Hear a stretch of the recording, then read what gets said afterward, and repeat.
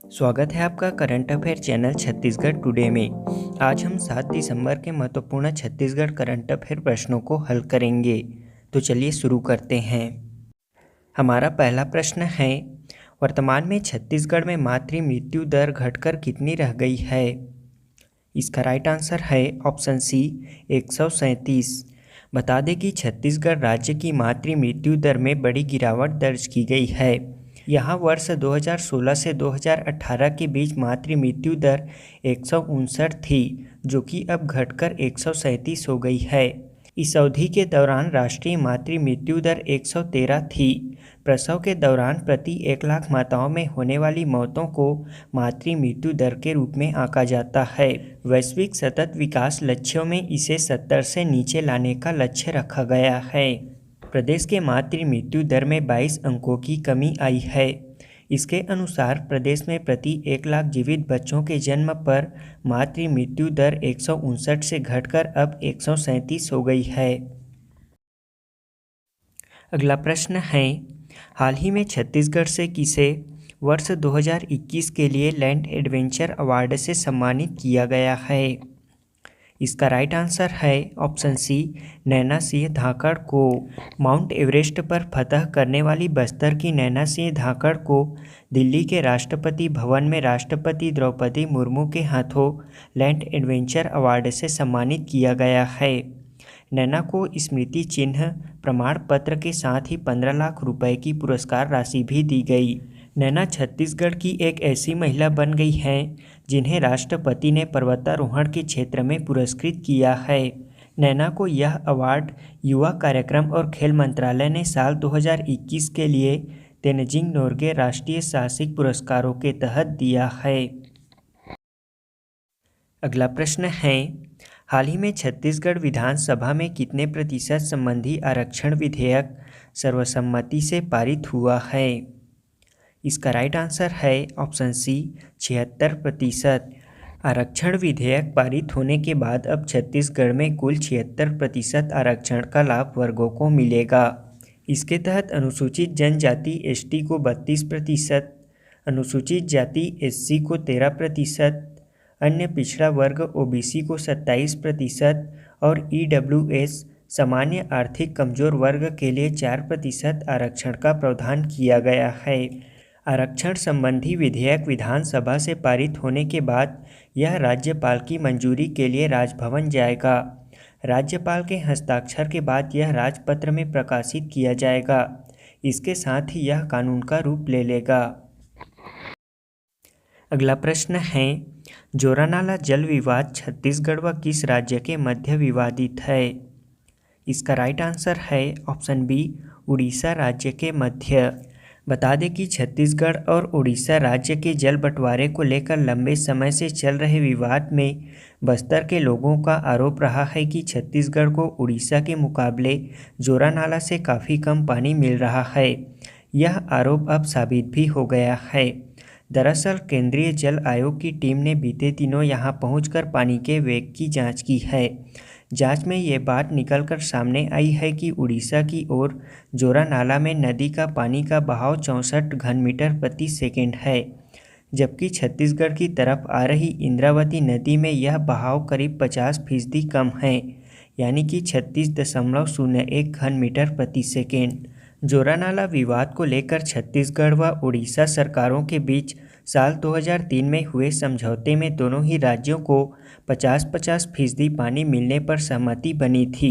इस कारण दोनों के ज्वाइंट पॉइंट पर रेगुलेटर भी लगाए गए हैं ताकि दोनों राज्यों को समान रूप से पानी मिल सके, लेकिन छत्तीसगढ़ में लगातार पानी का बहाव कम बना हुआ है।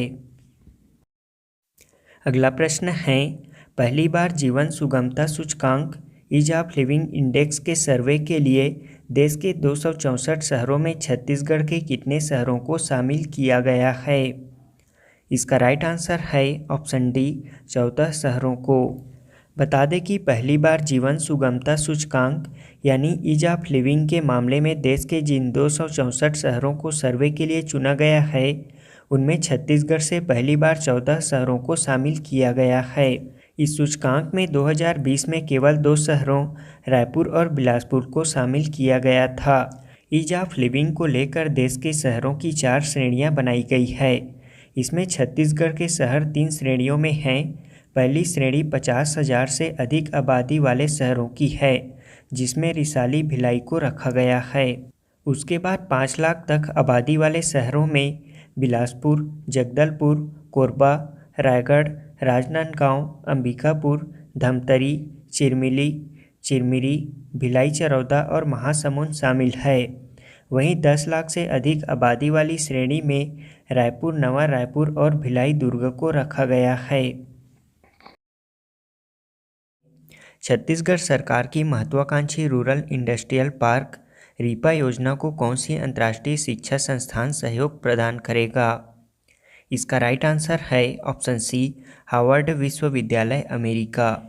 अगला प्रश्न है, देश का कौन सा राज्य स्वास्थ्य न्याय योजना लाने जा रही है, जिससे राज्य के सारे सरकारी अस्पताल और मेडिकल कॉलेजों में जांच तथा इलाज से लेकर मुफ्त सर्जरी और अस्पताल कैशलेस हो जाएंगे? इसका राइट आंसर है ऑप्शन डी, छत्तीसगढ़ राज्य। अगला प्रश्न है, छत्तीसगढ़ में सघन टीबी एवं कुष्ठ खोज अभियान कब से कब तक चलाया जाएगा? इसका राइट आंसर है ऑप्शन सी, 1 दिसंबर से 21 दिसंबर तक। अगला प्रश्न है, दुर्ग निगम ने कचरा प्रबंधन के लिए देश में कौन सा स्थान प्राप्त किया है? इसका राइट आंसर है ऑप्शन ए, पहला स्थान। अगला प्रश्न है, हाल ही में sports authority of India Sai ने छत्तीसगढ़ में खेलो इंडिया स्कीम के तहत कितने और खेलो इंडिया केंद्र खोलने की मंजूरी दी है? इसका राइट आंसर है ऑप्शन बी, 7। अगला प्रश्न है, हाल ही में किस राज्य ने देश में पहली बार एक ही नंबर पर बुजुर्गों, दिव्यांगों और ट्रांसजेंडरों की हर समस्या के समाधान के लिए हेल्पलाइन नंबर प्रारंभ किया है? इसका राइट आंसर है ऑप्शन सी, छत्तीसगढ़ राज्य ने। अब हम पिछले क्विज का आंसर जान लेते हैं। पहला प्रश्न है, थिंक बी परियोजना राज्य के किस जिले से संबंधित है? इसका राइट आंसर है ऑप्शन डी, बस्तर जिला। थिंक बी परियोजना बस्तर जिले से संबंधित है। इसका फुल फॉर्म है technology hub and innovation for knowledge Bastar. इस परियोजना के तहत बस्तर के युवाओं को नवाचार, स्वरोजगार और उद्यमिता के लिए प्रोत्साहित किया जा रहा है।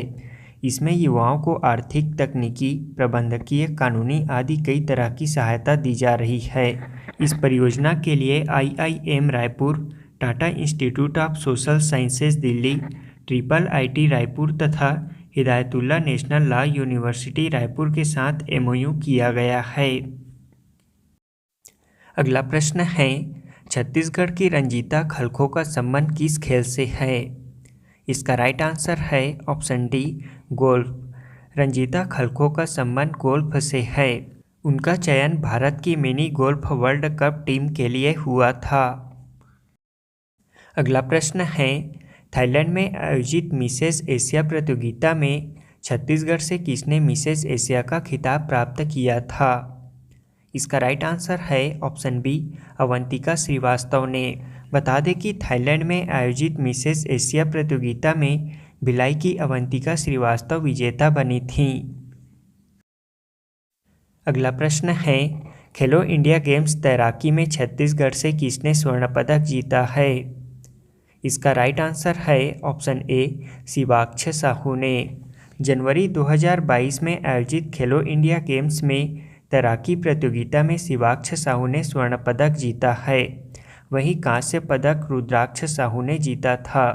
इसी प्रतियोगिता में कबड्डी में बालिका टीम ने कांस्य पदक, जूडो में अनमोल सिंह ने कांस्य पदक और भारोत्तोलन में ज्ञानेश्वरी यादव ने रजत पदक जीता है।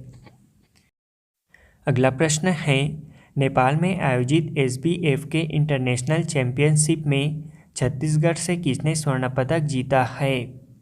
इसका राइट आंसर है ऑप्शन सी, दुर्गा चंद्राकर ने। बता दें कि नेपाल में आयोजित SBF के इंटरनेशनल चैंपियनशिप में छत्तीसगढ़ से दुर्गा चंद्राकर ने स्वर्ण पदक जीता है।